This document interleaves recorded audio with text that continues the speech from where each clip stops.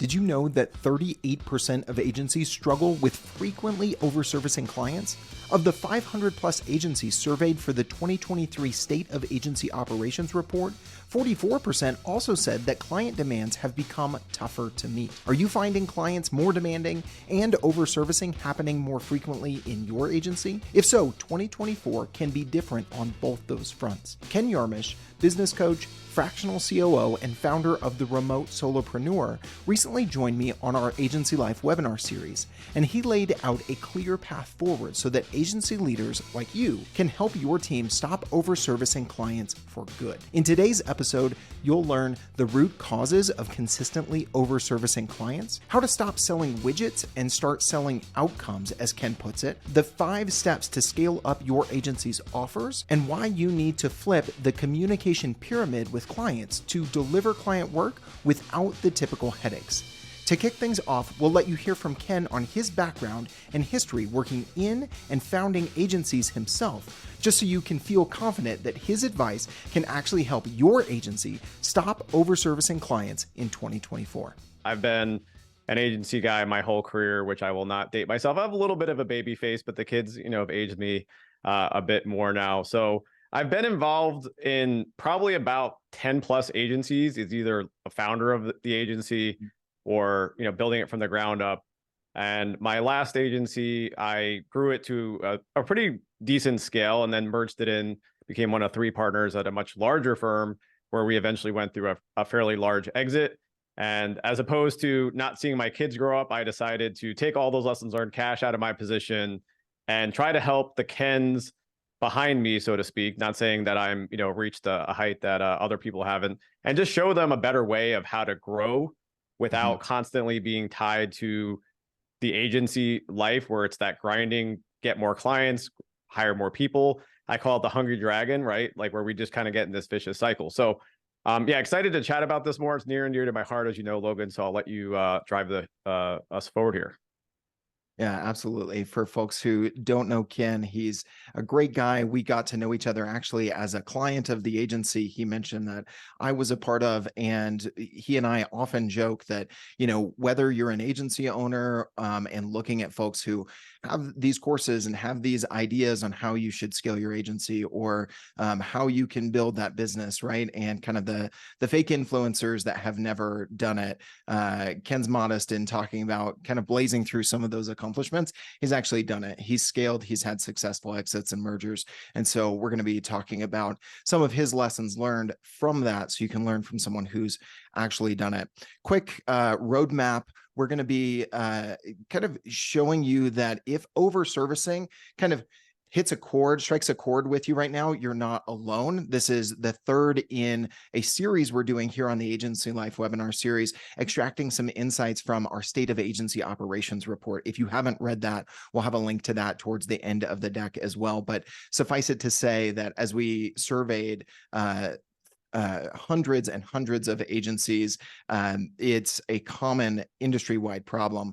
What we don't want to do is just think that overservicing means that you're not handling conversations when scope creep happens with your clients. It is a problem that stems much before that. So one of Ken's big mantras is identifying and honing your 3 core systems: marketing, sales, and delivery. One of your common mantras, selling outcomes versus selling widgets. What does that mean? How do you do it? And how does that keep you from overservicing?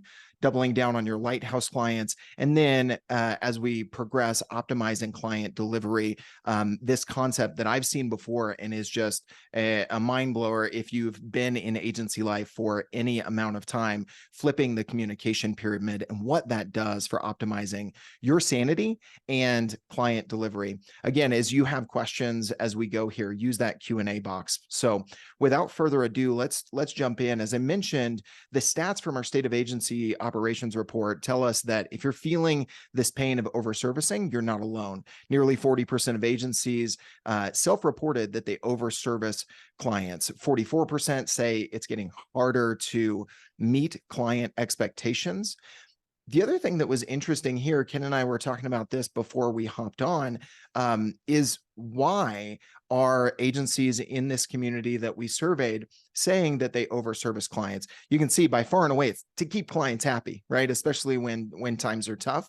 But what's interesting here is you look a little bit further down, poorly defined scopes of work, inaccurate scopes of work, combined for 50% of the respondents there. So that shows to me that this doesn't just start and end in delivery. It goes further back Yep. upstream than that. Ken, as we look at some of these stats, what stands out to you as we get into the conversation today, my friend?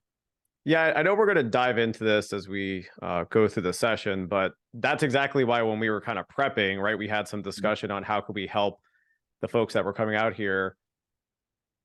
And we kind of immediately get into the like delivery mode, right? Like we've signed the deal, we've got a client that's going with us, and then all of a sudden we get that nasty gram and we're like, oh man, we have to go fix yet another nightmare, right? I mean, I think all of us, we can't, I can't see the group here, but I imagine that some people are like, yeah, I'm going through that today, Ken, or I went through that yesterday. I'm getting these nasty grams. And so a lot of the problems, not that we won't try to solve the issue that actually is happening, but a lot of the problems begin with our first conversations with our prospects.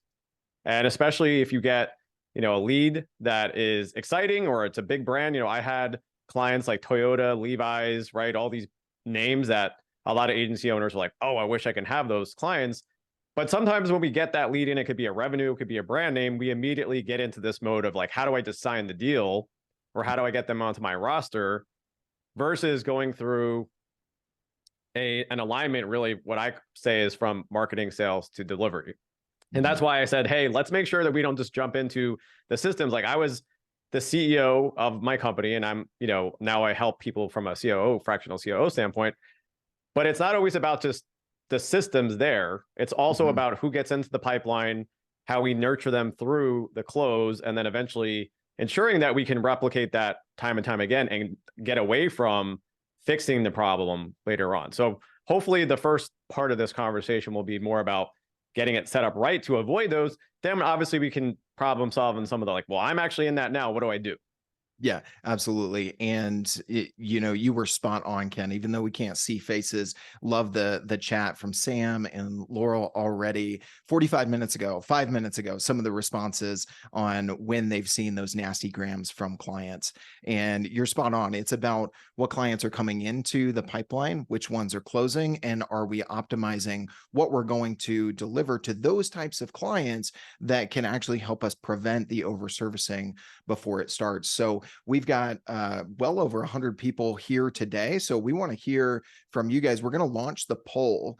That should be live now. And we're going to ask a similar question. How often does your agency overservice clients? Similar to the question we asked in our State of Agency Operations report. Already a couple dozen responses. Looks like most of the time is winning already. Thank you guys. Keep adding to that. We'll circle back to that in the results here in just a little bit. So as we alluded to already, Ken, you're a master on the mic yourself, already leading into this segue that we've got to fix marketing and sales first. We've got to prevent the mess before we have one. And as we alluded to earlier, it's really about looking at and clearly defining the three systems, whether you're a solopreneur or you're an agency of 100, this framework works. So talk to us a little bit about why this has become, a repeatable framework in the work that you do with other agencies, Ken, in talking about these three specific systems. Yeah, I try to simplify things as much as possible. Now I realize, just so people sitting there, and I had, just for context sake, like we got into, close to 500 people at the end of the agency that I was last part of, and we grew very, very fast. So I understand there's other things here. Like I understand we have to talk about HR and culture and all, so I don't want to like discount those, especially if someone's sitting there like, oh, great. Just, yeah, three systems. Sure. But when it really comes down to it, and we think about, we have to attract clients, we'll talk about lighthouse clients. We have to close those clients, and then we have to do the work. There's lots of other components and things that happen behind the agency. And again, I understand those elements, but really what I see happen a lot of times is that we don't have these three different parts of the company aligned. In my own experience, again, now I'm helping all sorts of, solopreneurs, consultants, agency owners do this stuff. They're usually good at one of these.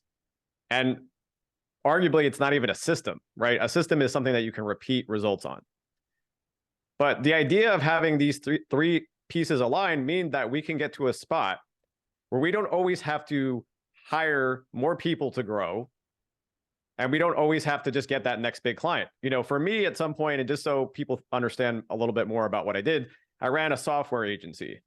A lot of people that I help today are marketing, sales, content agencies. I still help software as well, but they are highly customized applications, right? I built one of the first app agencies. We built really big apps.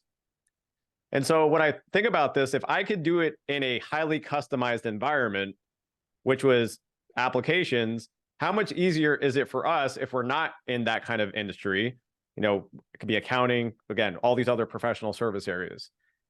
So when we have just a great lead flow, but we don't have a repeatable way to close that deal, or we are getting ghosted, or we're always losing because of price or something else, or eventually we have all that work, but then we're drowning and we're feeling like we can't hire enough, it's a vicious cycle. So we have to have all these three different systems aligned, these three parts of the business aligned, in order to not feel like we're drowning, or in order to prevent those over-servicing or those nasty grams we talked about. So we'll get into it more, Logan, but I don't, again, want to make sure that we're kind of keeping everyone tracking along. Yeah, absolutely. So let's talk a little bit about on the marketing side. It really does start with who you're targeting, right? And you've thrown out this term before, lighthouse client. For folks who haven't heard that term from you before, define it for us and tell us a little bit about why it's so important as it relates to, fixing the marketing, sales, and then the delivery to avoid overservice. Yeah. Now, here's the thing. I obviously didn't create the term ideal client profile or an ICP, but I definitely have built off of that concept, and I'm trying to move away from it a little bit because I think sometimes it's superficial. I think sometimes it doesn't go deep enough, and it's just been thrown around a lot, where we really don't get into like, okay, if we're going to think about targeting a particular kind of client, I don't mean we're just doing outbound, outreach to grow, which some people do. I have, agencies that are outbound agencies. But a lot of times what happens here is that we are more reactive to the leads that are coming into us. And what a lot of people don't realize, especially if you've been doing this for a little bit, and I don't know the background of folks, but I imagine that a lot of folks here have been running their agency here for a bit. And so the leads that we have, this is something that you should really hear. The leads that we have are often a lagging indicator of positioning that we've had out in the market for some period of time. Right? So if we are getting a certain lead today, it's because of a decision we made a year ago or 2 years ago, and what the market began to know what we do, or the kind of work that we aspire to have. What your agency is known for, right? Right. So if we want to begin to have a more scalable model where we're not over servicing, one of the easiest ways to do that is to align, like I said, against those three systems for a similar kind of client. Mm-hmm. And, I know you actually, to give you credit, Logan, you're super gracious on social. You're always tagging people. And I know you talk, or you're often in the comments of, I think it's like the Data Box CEO who talks about some of this. Right. So who talks about this idea of being very, very focused in the kind of agency work you do. Like the best agencies maybe are, I even have clients that are like accounting, they help accounting firms, but they're an operations-based agency and they've gotten that specific. Now they have a very clear, repeatable process, so that they get out of this mode of like every time having to do a custom sales process, a custom proposal, a custom project, and all of a sudden we have 7 different kinds of projects that we do for 7 different kinds of clients. Yeah. So I want to really hone in on what I call the premium lighthouse client and target higher. It could be changing our positioning. We talk about getting into positioning to attract them. Yeah, to ultimately pay us more for our expertise versus all the widgets and the things that we create. Yeah.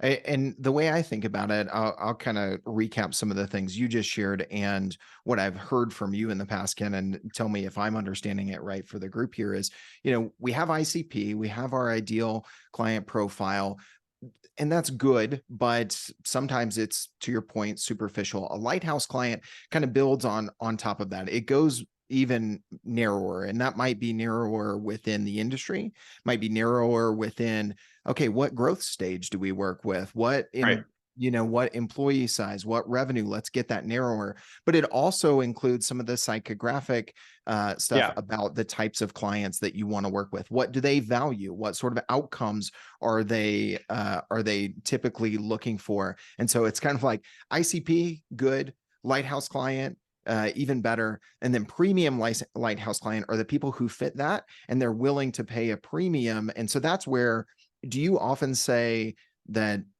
for folks that you probably have that premium lighthouse client, but you need to identify kind of one and then determine kind of look-alike from there? Yeah. So, and thanks for bringing that up. There's definitely two other parts that I want to hone in on with this. So we'll Okay. just talk about like the title revenue, right? If you're going to say we actually have a disciplined way to do this. And by the way, there's a lot of agencies that don't. They don't do this part, Mhm. especially if you're more operations or you're more, maybe you're even decent at like the delivery part, but you just haven't spent the time to think through the kind of client that you want to get. You're always reactive to the leads, or you have some good referrals. Referrals could often be some of the worst clients, honestly, especially going back to my point before about leads being a lagging indicator. If you haven't educated your referral network on the kind of client that you want, again, the lighthouse client, you could be getting sent some really bad leads. Mhm. So the key thing here is like going beyond just title, revenue, company size, headcount, and looking things at like the psyche of that client that's buying, the firmographics, the technographics, and the exographics, which is not a term I created.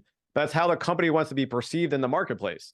So a good example of this over the last year or two would be, and I know this thing was a thing for you in the past, Logan. We want to be a remote first company, Mhm. right? That's Mhm. becoming obviously more prevalent today than it was a few years ago. But that's how we want to be perceived in the market. So I might be able to target or think through some of the challenges as it relates to that company that wants to hire that talent. So I could be looking at triggers for them hiring remote talent. And that might be a reason why I engage them. But here's a real simple way to talk about this, independent of all that. Mhm. When I rebooted and said, what's Ken going to do when he grows up? I'm a middle-aged man, just for reference, right? So if just going to put it out there, I put it in my social post. I started thinking about the people I work with in the past, even though they were asking me to build software, I also helped them with operations, sales, marketing. And I thought about, how do I replicate these 5 clients that I had? My best clients of all time. How could I replicate them in my new business? So yes, in some ways, if you've heard a term and you're in advertising, a lookalike audience for advertising, retargeting, all that kind of stuff. Now we're talking about it for your clients and saying like, I like them because I felt like they were a peer. Who wants to educate clients? I don't, right? I don't want to spend a lot of education, one-on-one stuff with them. Here's what an app submission meant, right? Or if you're in marketing, maybe you don't even want to talk about personas. Like, oh, great, we have to talk about personas again. I'd rather go find someone who understands those, who's even maybe worked with an agency or an outside resource in the past, failed with them, and now they can see the clear difference with me. So that's what I really mean when I say to replicate the best client of all time. So I'll stop again there, but I think there was 2 important things that you brought up. So I'm glad you kind of doubled back on that. Yeah, absolutely. I think from here, let's talk about the differentiated positioning, because I think one of the things that comes in here that you see a lot of agencies and solopreneurs get wrong is they position themselves as delivering these widgets, and they even set up their pricing based on that. Right? You're going to Right. get X number of blog posts, you're going to get X number of webinars, you're going to get this list, and it becomes this kind of where you're setting yourself up for over servicing because you're positioning yourself as a deliverer of deliverables. That could be Yep. said better, but everybody on the call knows what I'm talking about. Versus someone who delivers the outcome. So talk to us Right. about that. And then I want to, then we'll continue through this list of 5. Sure. Yeah. So I try to actually make these concise, and I talk about it as the more of model. Okay. So if I'm a content or a marketing agency, I'm always getting paid when I do more of those things. It could be more blog posts like you talked about. It could be, if you're doing ghostwriting, more articles. If you're a PR person, it could be getting more placements, but it's always, I pay you more when you do more things. Mhm. As a software, just again, bringing it back in, I know I don't have all the details of the kinds of agencies we have here, but again, if I'm in software and I'm saying like, I push more code and I have more bodies on it, I get paid more. Well, I want to try to tie in, and this is why I start with the lighthouse client. When you target the lighthouse client, which obviously can include the industry and the vertical, we can begin to think about what are those pain points, those challenges, and those transformations and outcomes, and we can tie the positioning into that. Right. So the difference might be like, I'm a ghostwriter, I'll bill you for how many channels or posts that I manage, versus maybe I turn insurance agencies into thought leaders and build their brand authority. And I know that no one would sit there and say, read like a LinkedIn headline or tagline that way, but they actually, as soon as they begin talking about things, they begin talking about the things that they do. Mm-hmm. So really trying to tie into that differentiated, I talk about this concept of like the blue ocean service, which comes from Blue Ocean Strategy. So I give those guys a lot of credit. When I wrote my book about apps, I like gave them credit in that there's like, they have a great sort of way to think about how do you create that blue ocean, but then tying it into the services, specifically, a lot of their stuff was more about like big brands and so forth. Yeah. So in any case, if we can get deeper into the reason why they're reaching out and why they ultimately buy, like one of the first things I do with my clients is we go through their own roster and portfolio of like, hey, talk about 4 or 5 different folks that have bought from you. What were the reasons why they bought? Like, what did they ask you when they first reached out? A lot of people don't think about that, but that is a gold mine. Like that right there. If anyone takes anything away, like go look at why people bought from you. What was the first thing they asked you about? That's the language that you should be using in the positioning that I help solve those kinds of problems. So I want to pause there, Ken, and make sure, because I think this is a very tactical nugget you just hit on, as opposed to going to your clients and saying, hey, why'd you buy from us? Right? Go back to those call recordings of your sales calls when you've identified, okay, these 5 clients could fit our premium lighthouse client. What were some of the first questions they asked? What were some of the first things that they said? And use that language, not what you're asking them over here in kind of this, Yeah, even in like, man, I don't want to interrupt you. I just got really excited because no, it's like you're making it really clear for people, but exactly that. Like even you can pay someone to go talk to your clients. Yeah. And do surveys and so forth, or like actually do interviews. And I'm not knocking those things, like it's a thing. But if you're using a CRM, like, HubSpot that captures the form data, or however, again, chatbots, all these different things today, you have all the information there already. So mine that, use that, and then bring it back into how you're describing yourself in the market. Yeah. That's going to, and then not just for everybody, but for that segment that you've identified that you say, you know what, if I could have, like I had a client yesterday I'm talking to, and they're like, oh, if I could just have 3 more of these clients. I'm like, okay, let's go do that. Like, let's not just talk about it. Like, let's go make that happen. Yeah. It's kind of like, I heard Andrew Huberman on a podcast the other day. He's like, I was just sitting here and like, why am I not fit? Well, because I'm not exercising, right? I want more of these clients. Well, what are you doing to get more of those clients specifically? There might be some steps. It doesn't mean it's going to be easy, right? But ask yourself, are you actually doing anything proactive to go find those premium lighthouse clients? Everybody write down premium lighthouse client and stick that to your desk and think about that until the end of the week. And I bet you'll come up with 3, 4, 5 things that you could do even before the end of the year to go after them. Speaking of going after them, number 3 on the list here is dominate the channel where they hang out the most. Sorry, Ken, looked like you had something. This is so important too, because what I don't want people to do is, I'm not saying I don't like inbound. I love inbound. In fact, if you get to inbound, that's the best place to be. But if you don't have that client, and what you have, what I call the opposite of the lighthouse client, is the legacy client.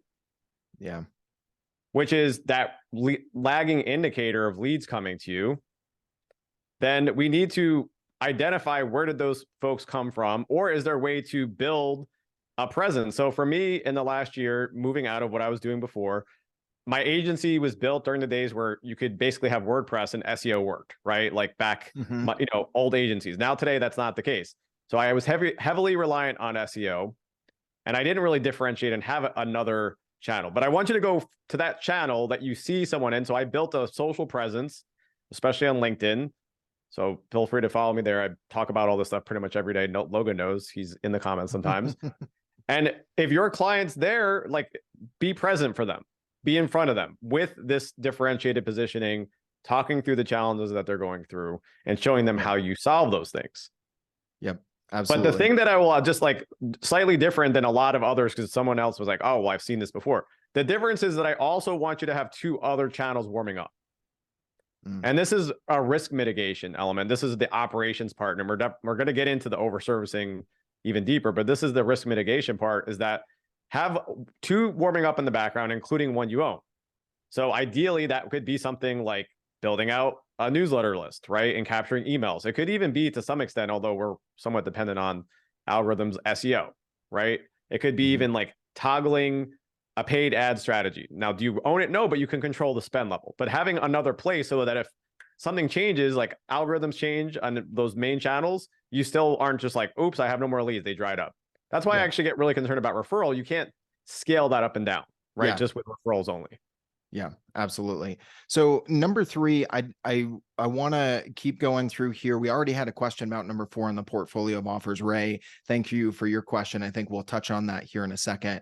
On number 3, if you're not yet subscribed to Agency Life, the podcast version of this series, I just dropped the link there. Let's see, what's today? Wednesday. Tomorrow, Pete Caputa, CEO of DataBox, and Carl Sakis, their episode is dropping. They surveyed over 200 agencies on where they're spending in their own marketing, what channels are working for them. So if this topic specifically, you're kind of leaning forward, but we don't have time to go deep on it today, subscribe to the show, and the episode that is dropping tomorrow will be a great one.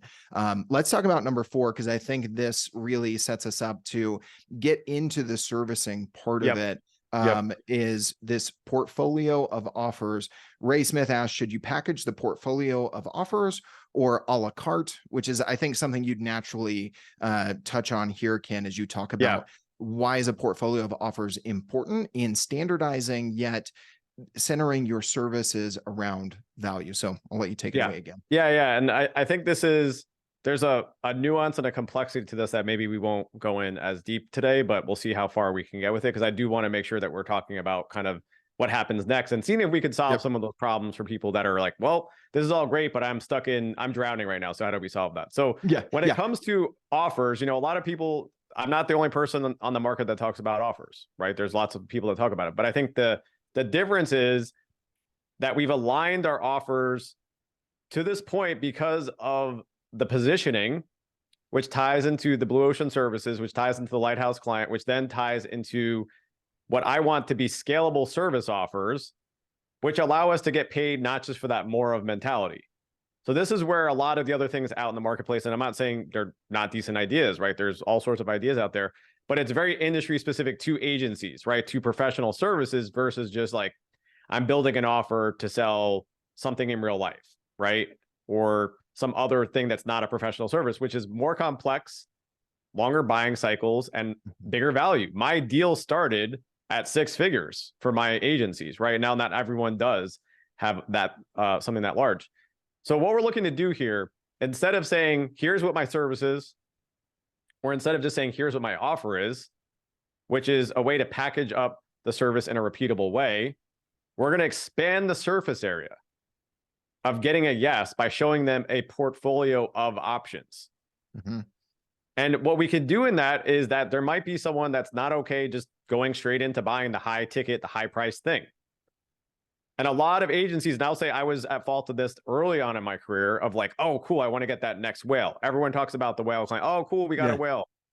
And those are the ones that are often sending the nastygrams and owning your life.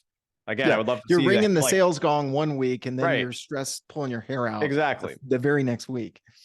So I want you to have a portfolio of options where there is an option in there that would simply just introduce them to the value that your agency provides without having to get that next 5-figure or 6-figure deal or 7-figure deal. I even sold 7-figure deals. Those were for service agencies, like those, you're getting into enterprise level at that point.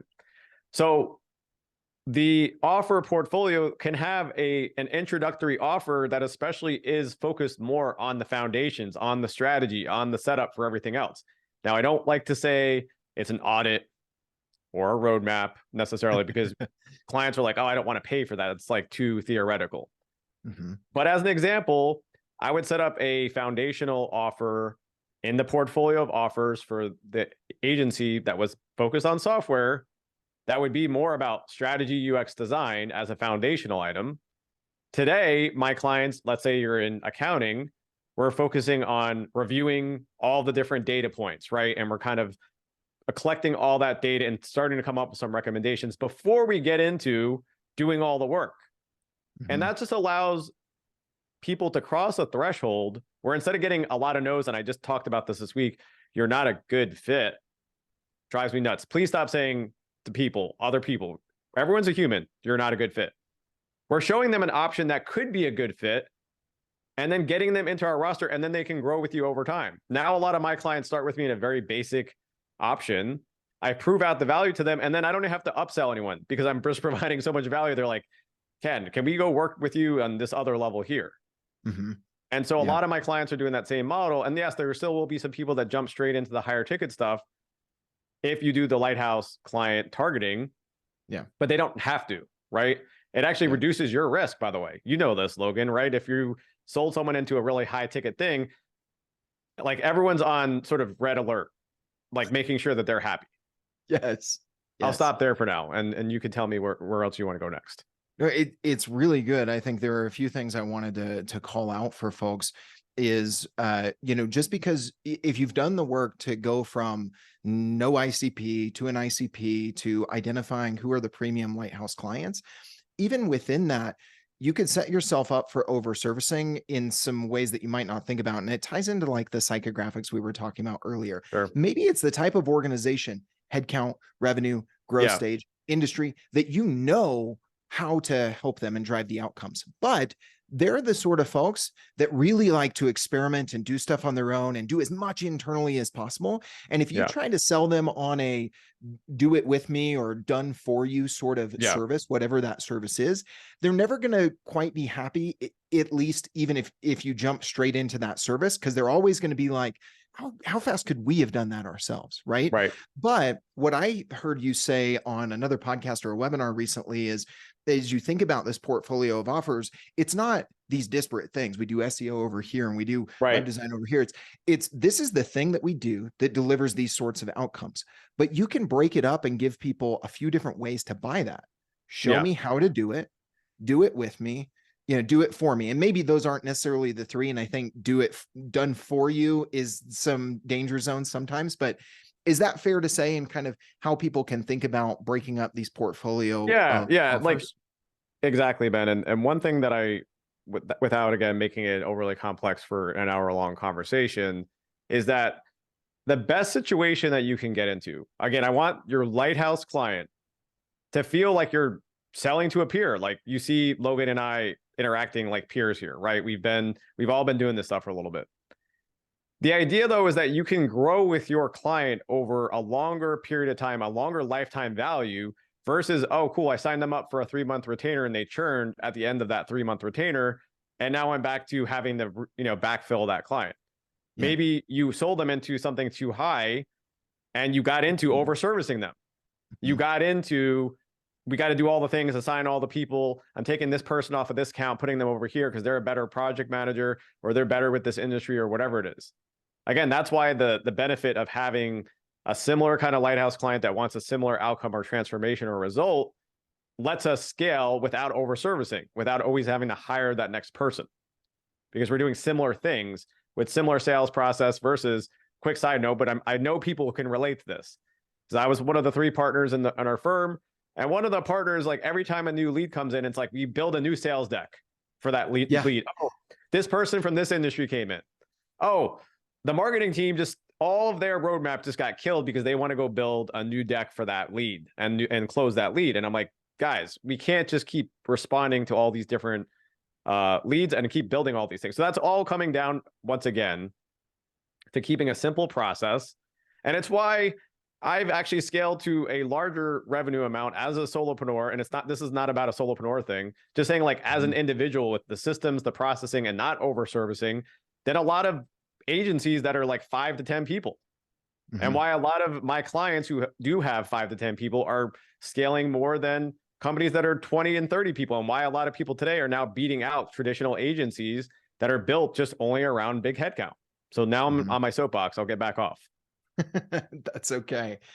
You've, taken your own stripes to be able to earn the right to step up on that soapbox from time to time.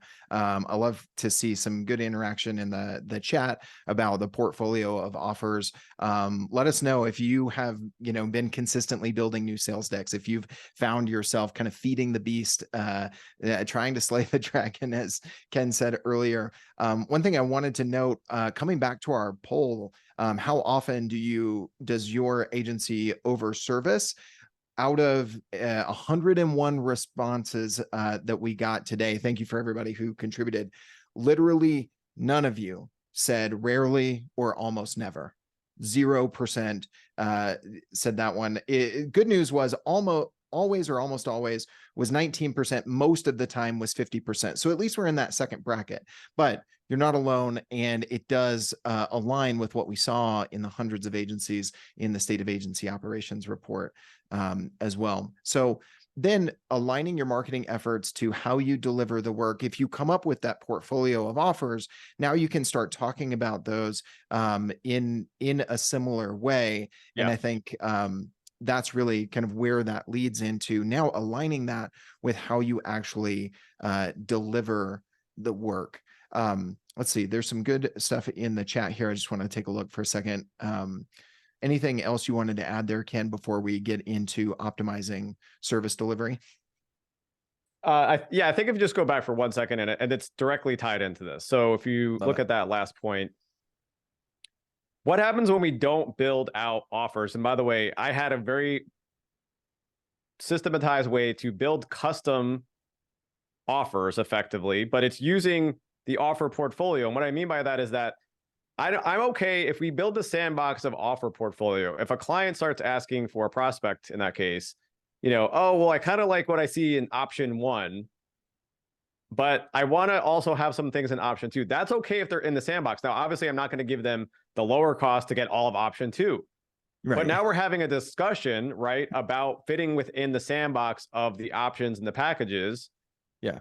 And that allows us to solve, you go to the next slide, right? The over-servicing problem.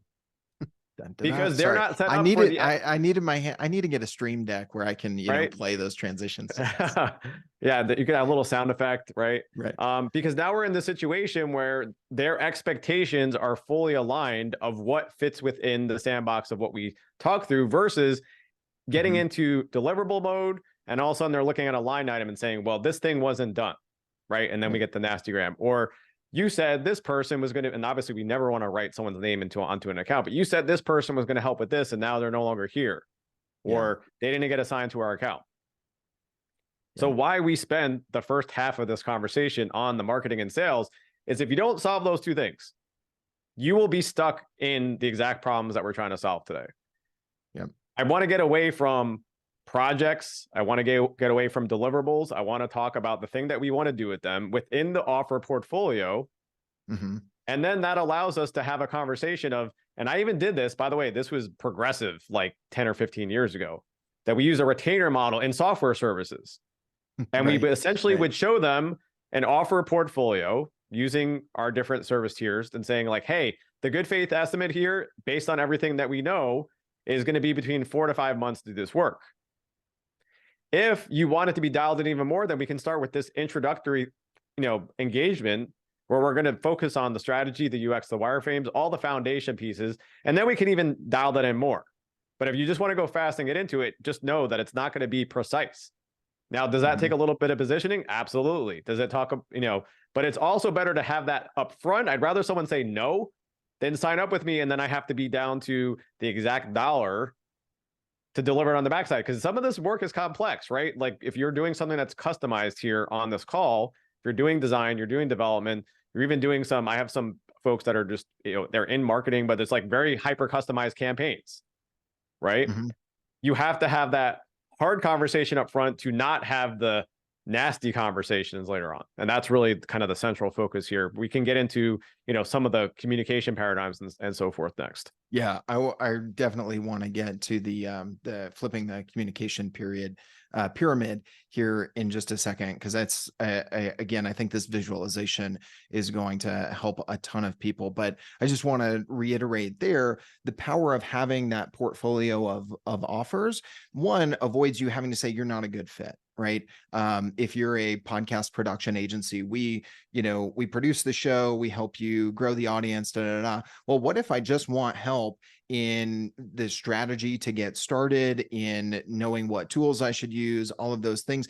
Those are probably things, if that's your specialty, that you're doing anyway, right? And so building an offer that is kind of an entry point where that's all someone wants, and then they are kind of that do-it-yourselfer, then you can talk about those offers. And here's the pros and cons. Here are the types of clients that, usually pick this one or this one. And you get into that, well, this includes this, but it doesn't quite, include this, as opposed to, well, I thought that was included, because you had one offer that, the thing I hated with those nastygram conversations is when I was on the client experience side at the agency was, well, I was told this was a turnkey solution.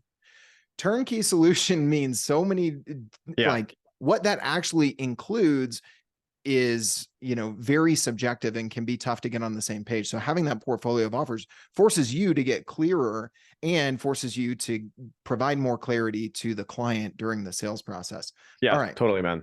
I know you are big on, after we sign that deal, even if, we have done the work to reposition ourselves, to go after those lighthouse clients, to develop the portfolio of offers, there are some pitfalls where we're just stepping right into it, especially with new clients. And it really does have to do with the way that we work with clients.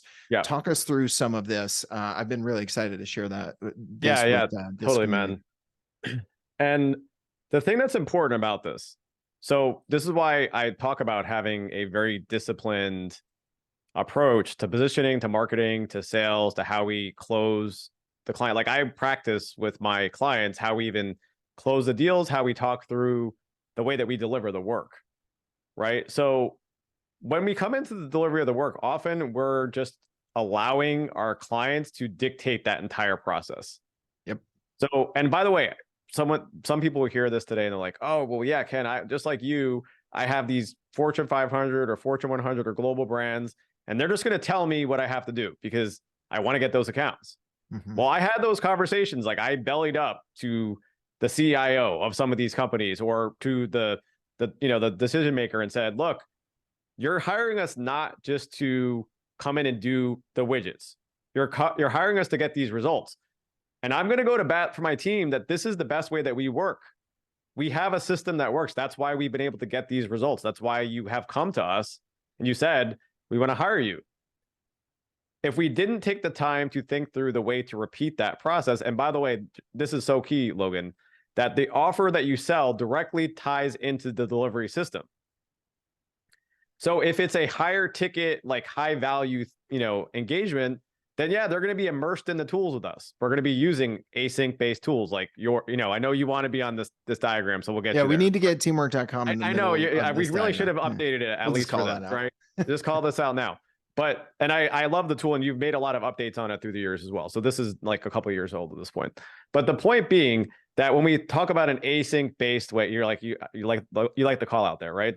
If we have an async based way to communicate, then we are getting paid for the way that we decide to do the work versus being in front of the client and having daily stand-ups and having, daily touch points and being in Slack and being in all these places. And by the way, this is very dangerous, even from a risk standpoint. Not that I want people to be scared, but if you're in your tools with that client may be DMing a project lead or an engagement manager, and you have no visibility into what's happening, especially if you're the owner or you're a VP or you're some person. You're like, you have no idea what's happening on that account because now the client's pinging those people in all their tools. So part of the process that we do is through the sales process itself. We didn't talk about this because it was kind of more talking about the offers, but in the sales process, we actually have the conversation around, here's how we will engage with you. And it's a selling point. Yep. We're not going to be in 27 different tools. I joke around that it's like, we're not going to be in all the tools plus carrier pigeons and smoke signals, right? Like you can't show up on my doorstep and communicate and work with us. So we're going to have a disciplined way to do that. You're going to have a single point of contact. So if you're the stakeholder Lighthouse client and you're not involved day to day, at any point you want to drop into our tool, you can see exactly what's happening. You don't have to get an update from anyone on your team. And I know, your tool has a bunch of, great reporting and all. So we're going to have the dashboards, whatever you want to see at the executive level. Boom, just go there. Yep. But we're not going to have is like this constant real-time communication. Go ahead. Yeah, I was just going to say, and that's really what we see on the left here in this visualization for everybody is how we typically work, right? It is the bulk majority of what we do with the client is on Teams and Slack and Zoom, and it's real-time communication because they're like, they sign up, hey, can we join you? Can we add you to our Slack? Can we do a Slack Connect? That's one of the like, raise your hand if you have gotten that question of, can we add you to Slack from a new client this week, right? It's probably a ton of us. And then they're like, well, we like to use this project management platform, or we work with agencies this way. And now you have to be like, well, maybe we could, and you're faced with a difficult decision or a difficult conversation. And then you're kind of backing it up with the tools at the top there, Google Docs and Notion, and the things that might contain your SOPs, versus flipping that, explaining how you work and what tools you're going to work in during the sales process. And I like what Ken said there is not a, well, if you want to work with us, you're going to have to, you're going to have to buckle up and do it our way. It's no, we've honed our system. It includes these tools. Hopefully one of those is teamwork.com. We use these tools and it allows us to deliver these sorts of results. Because again, we're not delivering these deliverables, we're producing results. And we're going to show you the outline of what is the scope, how are we going to work? And then we're going to manage that in a platform that's built for managing client work where you can see that. You have one point of contact. And then obviously we're going to have Zoom. We're going to have that real-time interaction for QBRs or account reviews, kickoff calls, those sorts of things. But you kind of set the stage differently because I've been there. It's a very tough conversation if you haven't headed it off at the pass early to say, when a client's like, well, we want to work with you this way. Oh, they've already signed. What are we going to do? Right. Yeah. So I want to talk about this, like very precisely tie it back to full circle. And I know we're doing some Q&A, but over servicing. Okay. So let's step through this. We don't have a Lighthouse client. We have 5 different kinds of clients, including legacy clients who drain us. They're a pain. You're like, oh man, here comes this next client call. Like some people are right now, like in 10 minutes, I got to talk to this client that I don't want to talk to. Right. So we have all these different kinds of clients. Now we're selling all different sorts of projects, custom proposals. We're meeting the needs, especially for these clients that are asking things of us just to sign them up. And especially if we're like, oh, you know what, this last quarter was bad, so I'm just going to sign this one on. So now we have a bunch of different kinds of clients doing a bunch of different kinds of work in 127 different kinds of tools. That is, and each client's in a different industry, and we have to relearn it. Like that is over servicing right there alone, right? And so if especially the bigger the client, the more they're paying you, the more you're willing to like just do whatever they say. And I would do this as much as for your scalability as for your sanity and for your team. As I said before, if my team started feeling like they were just employees of our clients, they would want to keep working for me. And I literally had to fire some of the big brands I mentioned, or transition them out, or put it to them like, look, we're no longer going to just work in all of your tools. My team doesn't want to go to your stand-ups. They know how to get things done. We don't need babysitters here. We're your agency of record for this work. Here's how we can continue to work together, or we're going to have to find a way to transition out of this because we're in that state of over-servicing at that point.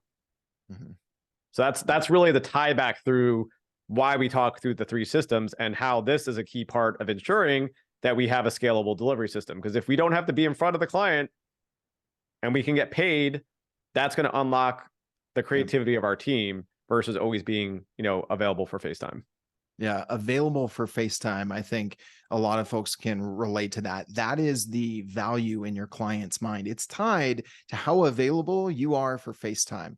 Right. And that's because you haven't structured the delivery in a way that sets them up to expect anything else or to see value in a different way.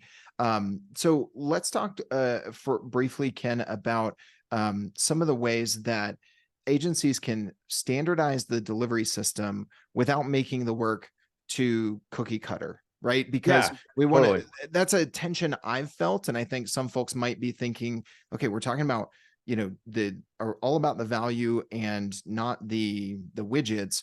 But I need to standardize, but then does that lower the value? For anybody who's kind of feeling that question, I Sure. just speak to the elephant in the room there. Yeah, and I think this is the big thing. And I used to say this to my prospects all the time. So I'm glad you asked that question. My prospects as the agency owner, not as the role Yeah. today. Okay. But the more process and systems we have on the basic 101 things, the more creative we could be for you in the unique parts of your business. Yep. So we're not thinking about when a new project starts, like all the basic fundamentals, like which tool are we using? What's the kickoff going to look like? What happens in 90 days within the project? How are we going to run the roadmap? We're not thinking about all those basics. We instead can start to think about, for this particular client, yes, they're going to use some of our basic fundamentals, but now we can get into the differentiator for them. Because we're not reinventing the way that we do this project yet again. We're not in having to build out SOPs for 12 different tools because we're willing to get bullied around by our client because they are the one paying us the bills. Remember, we're bringing value and expertise too, right? I know people here have fired clients before. Mm-hmm. And so it's not about just doing, when I say creating a conveyor belt of clients, it's not to take out the creativity. Mm-hmm. It's to allow us to focus on building that best thing as opposed to all the tooling around it, the sales process around it, the positioning around it. Those things should be more systematized to get us to the part that we love. I was writing about this today when I got to a certain scale. You can become a people manager of clients and those that you hire versus being the expert. I want you to be the expert in your business and the thing that you love, not just being the business owner that only becomes caring about all those other elements that are could really be systematized at the end of the day.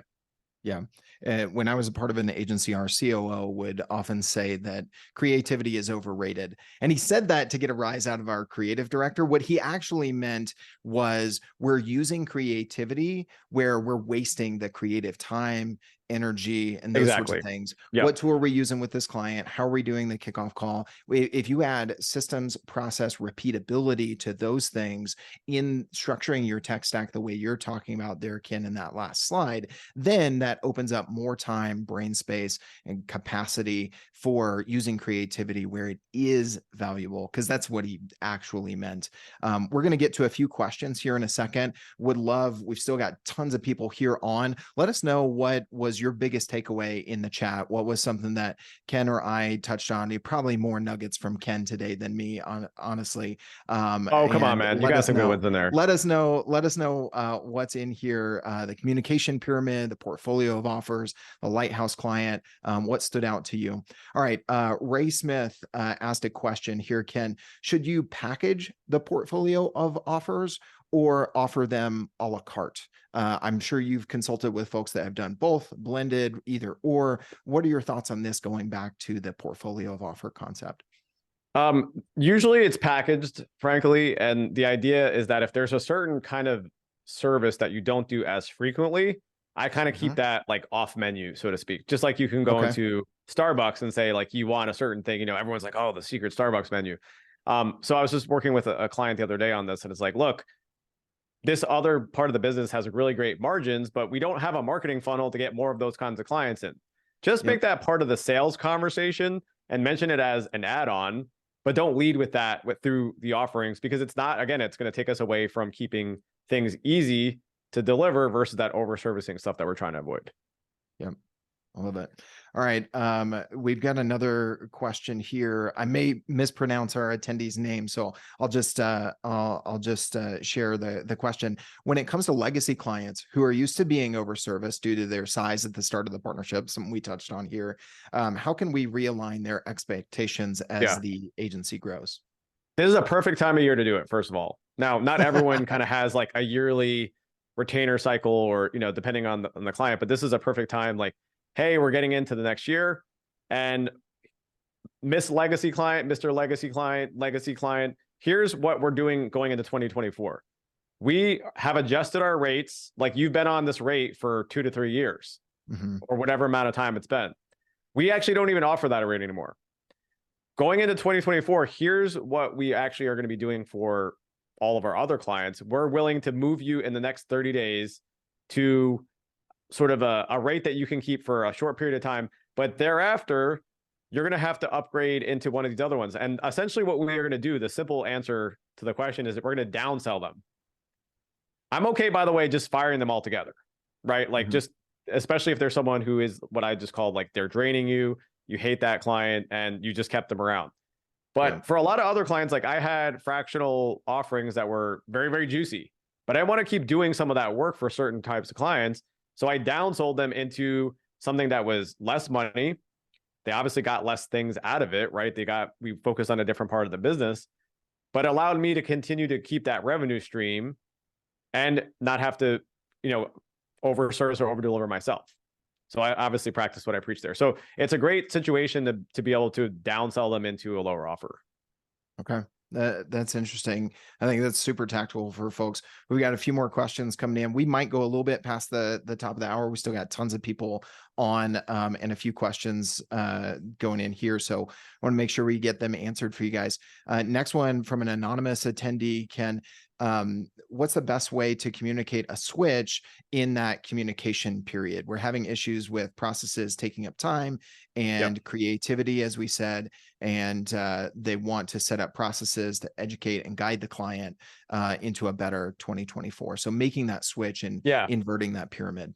This is where I love to exercise my like software brain. Again, I built all these applications and the complex systems. And if you ever think about, building out a new feature or building out an app, we kind of bring in some ideas to how I now roll out operations and systems for my clients. So the first thing that I would want this person to do is build out these systems and introduce it to a new client first. Okay. So the next client you bring on, I want you to effectively beta test the new systems and process, and then do that once, twice, 3 times.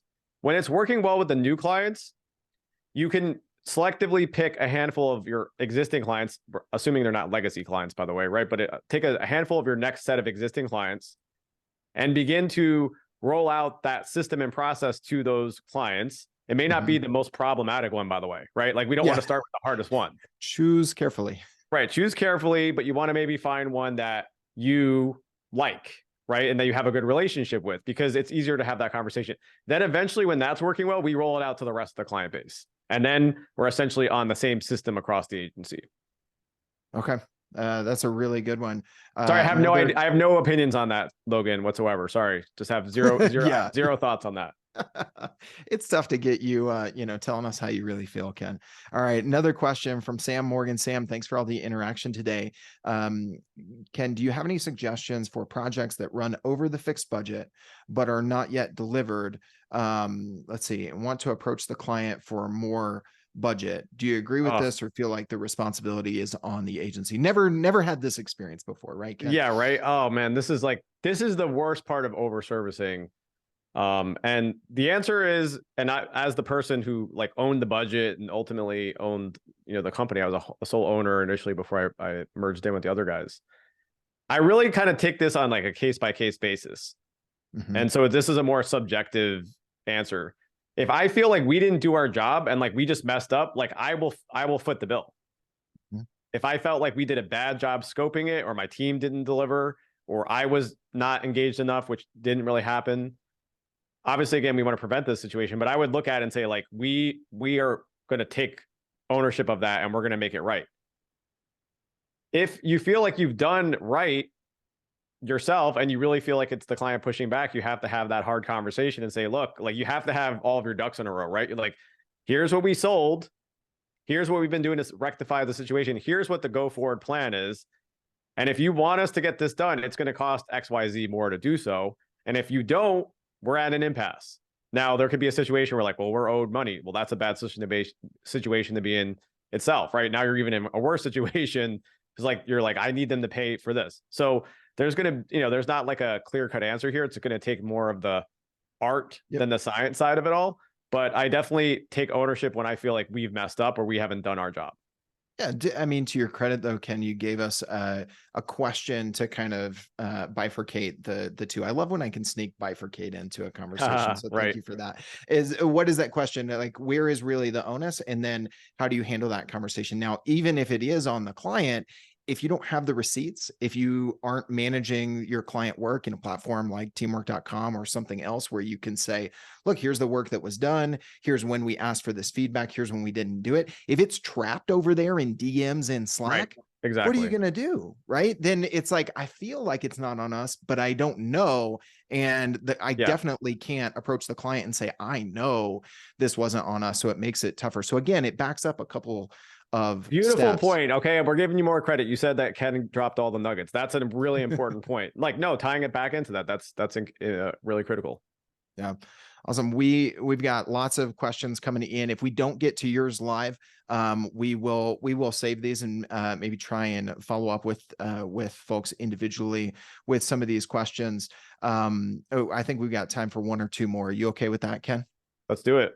All right, man. Another anonymous question. How do you approach conversations for retainer increases in line with inflation? Okay. Oh boy, is this a hot button today? Yeah, I feel like this one's easier. The harder conversation to me is just like general rate adjustments. So we're doing well as the agency.